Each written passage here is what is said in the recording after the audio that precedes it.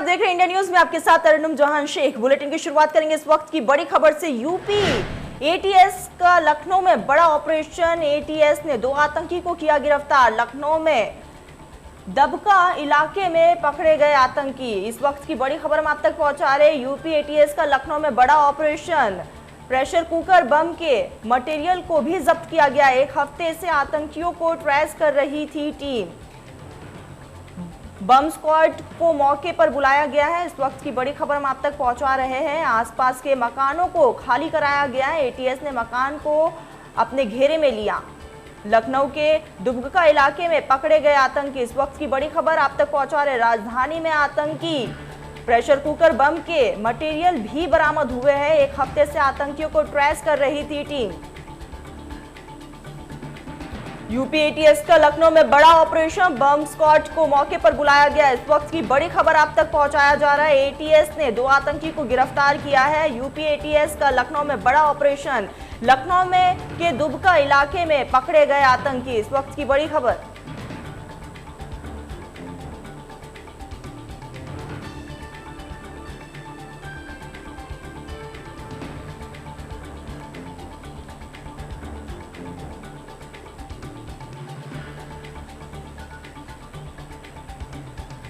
इस पूरे खबर को लेकर हमारे संवाददाता खुरम निजामी ने इसका जायजा लिया है कि जहां से फरार होने में उनको दिक्कत ना हो, यहां से निकलने में दिक्कत ना हो। यहीं से आगरा एक्सप्रेसवे, थोड़ी दूर पर आगरा एक्सप्रेसवे है, थोड़ी दूर पर यहां से हरदोई का रास्ता निकलता है, सीतापुर निकल सकते हैं, तो पुराना लखनऊ यहाँ के आता है। तो आप समझ सकते हैं कि हाईवे से होते हुए ये लोग शहर से बाहर निकल सकते थे इस तरीके से। सोचा अगर एक्सप्रेसवे पे लोग पहुंच जाते तो निकलने को दिक्कत नहीं। आगरा, यहाँ से आगरा, दिल्ली, उसके बाद राजस्थान निकल सकते थे, कोई दिक्कत नहीं थी। तो ये बताता है स्ट्रेटेजिकली इस घर को चुना गया ताकि अगर उनकी मुखबिरी हो जाए तो वो यहाँ निकल सके। लेकिन जिस मुखबिर ने सूचना दी एटीएस को, वो उनको मालूम नहीं चल सकी और पकड़ में आए। अभी पूछताछ चल रही है। शाम 5 बजे बताया जा रहा है ADG law and order Prashant Kumar brief करेंगे आखिर ये लोग कौन थे, क्या इनका मकसद था, क्या इनके मायने थे, वो लोग कौन थे जो कब से यहाँ रुके हुए थे और इनकी एक्टिविटीज क्या थी, वो किस तरीके से यहाँ पर आलोक से कम्युनिकेट करते थे कि नहीं करते थे, ये सब पता किया जा रहा है, मालूम किया जा रहा है। तो आप देखना इसी बात को है जब शाम 5 बजे। एक और सवाल, क्योंकि आज जम्मू कश्मीर में जब 10 ठिकानों पर छापेमारी की गई है तो वहां से जो लोग गिरफ्तार हुए हैं, ये भी एक जानकारी वहां से आई थी कि उनके तार उत्तर प्रदेश से जुड़े हो सकते हैं, दारुल उलूम से जुड़े हो सकते हैं और लखनऊ से जुड़े हो सकते हैं। तो क्या उसको और इस घटना को दोनों को जोड़कर देखा जा सकता है या इनपुट क्या वहीं से आया था? देखिए, इनपुट कहां से आया अभी नहीं बताया गया। ये नहीं बताया गया उनके तार कहां जुड़े हुए हैं। छानबीन चल रही है, खोज खबर चल रही है, लेकिन इनके तार अगर अलकायदा से हैं, क्योंकि ये सूत्र हमारे बता रहे हैं कि अलकायदा ट्रेंड थे, यानी कि अलकायदा से इनको ट्रेनिंग मिली हुई थी। अगर ट्रेनिंग मिली हुई थी तो बहुत ही घातक, बहुत ही खतरनाक लोग थे। और जाहिर सी बात है कि समझना पड़ेगा कि आखिर उत्तर प्रदेश और फिर लखनऊ में ऐसे लोग कैसे जड़े जमा रहे हैं। और योगी आदित्यनाथ जो कि मुख्यमंत्री हैं, लगातार इस पर नजर रखे हुए हैं कि आखिर इसकी तह क्या है, आखिर इसका सिरा क्या और अंत क्या है, क्योंकि मालूम करना बेहद जरूरी है कि अगर इस तरीके से यहाँ पर इस कैटेगरी के, इस लेवल के आतंकी अगर यहाँ पर लखनऊ में मौजूद हैं, सबसे बड़ी बात तो यही है कि ये लोग लखनऊ में आखिर कब से छुपे हुए थे। अच्छा, आप उस इलाके में मौजूद हैं खुर्रम, आप इलाके में मौजूद हैं, आपके किसी आसपास के किसी व्यक्ति से बात हुई हो? इन लोगों के मूवमेंट क्या रहते थे? क्या ये लखनऊ के शहर में घुमा करते थे? कब से ये इस घर में मौजूद थे? कब से, क्या ये बाहर आते भी थे या ये अंदर ही क्या रहते थे? कुछ इस तरह की जानकारी लग पाई है क्या अभी तक? देखिए, जो आसपास लोग हमारी बात हुई है उनका ये कहना था कि उनको तो मालूम ही नहीं था कि इतने खतरनाक लोग थे। जब एटीएस की यहाँ मूवमेंट हुई, पुलिस की यहाँ मूवमेंट हुई, तब उनको इस बात का एहसास हुआ कि ये लोग कौन थे। हाँ, ये लोग निकलते थे लेकिन बहुत कम निकलते थे, बात किसी से नहीं करते थे, बेहद खामोश रहते थे, सलाम दुआ तक था मामला था इनका। लेकिन ये बात जरूर कही कि कई लोग का आना जाना था, लेकिन normal activity, normal course of time में आते थे, यानी कि रात देर रात कोई नहीं के पास आता था। नॉर्मली लोग आते थे, जाते थे। मलिहाबाद थोड़ा बहुत आना जाना जरूर था इनका, क्योंकि ये निकलते थे दुआ सलाम जो 1-2 लोग से होती थी। तो उन्होंने ये बताया है कि जो इनके पास जो लोग आते थे नॉर्मल टाइम पर आते थे, यानी कि देर रात नहीं आते थे, दिन के समय आते थे। ये एक चीज बताता है, यानी कि पूरे प्लानिंग के साथ ये लोग वहां पर रह रहे थे जिससे किसी को शक ना हो और ये अपनी पूरी साजिश को अंजाम देते रहे।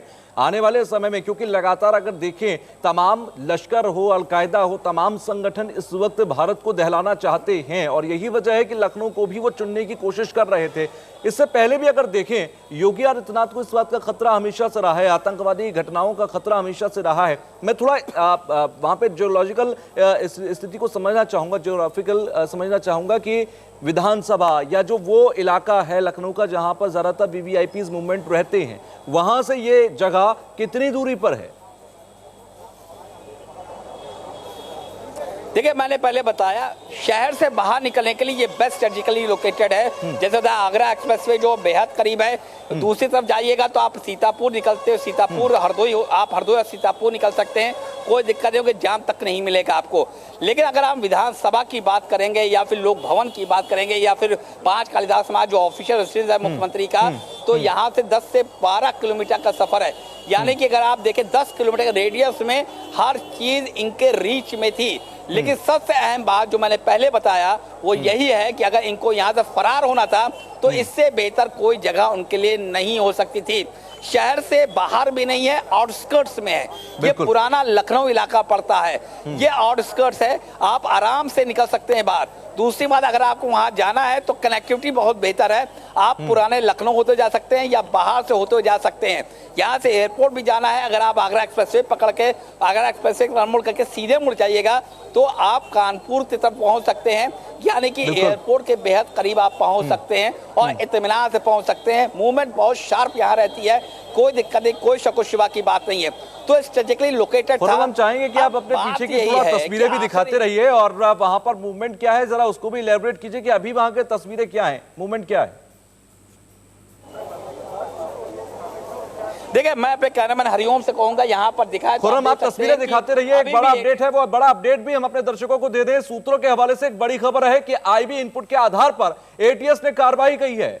पिछले 15 दिनों से ये लगातार रेकी की जा रही थी। सूत्रों के हवाले से खबर है, संदिग्धों का अलकायदा से जुड़े होने का शक है। संदिग्धों के संपर्क में और 6 लोग हैं। आपको बता दें, सूत्रों के हवाले से बेहद महत्वपूर्ण जानकारी आपको इंडिया न्यूज दे रहा है।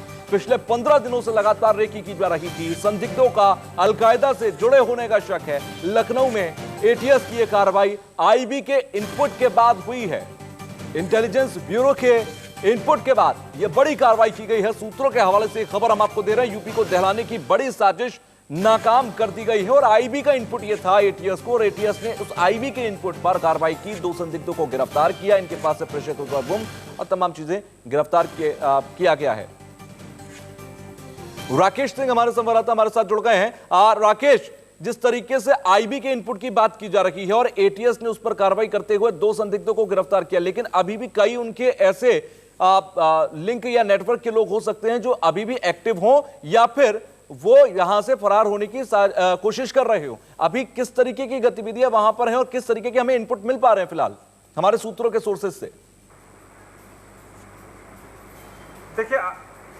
देखिए, आईबी के इनपुट के आधार पर एक कार्रवाई की गई है और जो सूत्रों से जानकारी है कि एक संदिग्ध को हाल ही में एटीएस ने पकड़ा था और एटीएस से पूछताछ में उसने इस बात को लेकर खुलासा किया था कि एक शाहिद नाम का व्यक्ति है जो कि जिसे आज एटीएस ने उसको पकड़ा है। तो उसके बारे में उसने बताया कि वहाँ पर जो बम प्रेशर कुकर बम है और कुछ टाइम बम भी रखा गया है। तो ऐसी स्थिति में जैसे ही एटीएस को जानकारी दी गई, एटीएस ने तुरंत कार्रवाई की और अलकायदा से लिंक की बात सामने आ रही है। जैसा कि पहले भी आप जानते रहे हैं कि उत्तर प्रदेश का जो अलकायदा कनेक्शन है, जो 2014 में इंडिया का सब कॉन्टिनेंट का जो ऐलान किया था और इसका चीफ उत्तर प्रदेश का संबल का रहने वाला मौलाना असीम उमर था, जिसे कुछ साल पहले उमर को अफगानिस्तान व अफगानिस्तानी एजेंसियों ने मार गिराया था। तो इसमें जो खुलासा हुआ है उसमें साफ है कि आने वाले दिनों में कई गिरफ्तारियां होंगी।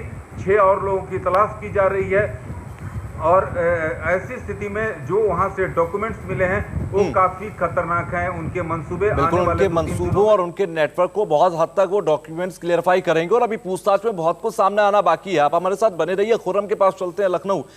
खुर्रम, आप तस्वीरें दिखा रहे थे, तस्वीरें भी बताइए। साथ ही साथ आईबी के इनपुट का जिक्र किया गया है कि आईबी का इनपुट था, 15 दिनों से रेकी भी चल रही थी। उस बारे में अगर कोई जानकारी है तो वो भी बताइए।